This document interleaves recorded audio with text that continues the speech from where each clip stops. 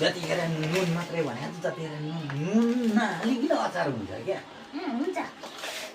नुन नहालिकन अचार हुन्छ भयो मात्र हालेको फेरि अनि नुन हाल भन्ने होइन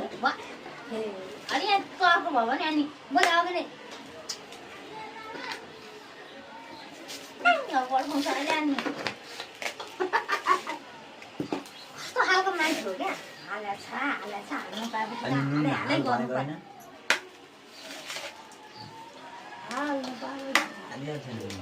जानु त्यहाँ अहिले त्यहाँ चर्को भयो भने अनि नुनै लाग्दैन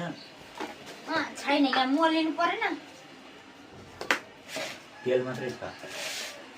के भन्छन् भयो त्यही भातमा घोप्टाइदिन्छु अचार त यहाँ नुन चर्को भयो साँच्चै राखेन हो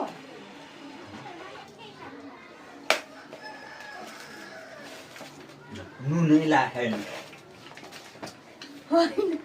यहाँ मैले ज्यादा नुन राखेँ अनि म ढाड दुख्छु नुन लाग्यो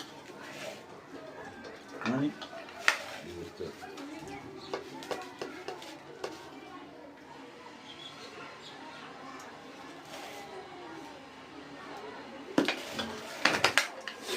अहिले राखेन भन्दा भने यहाँ पौले खाएन अनि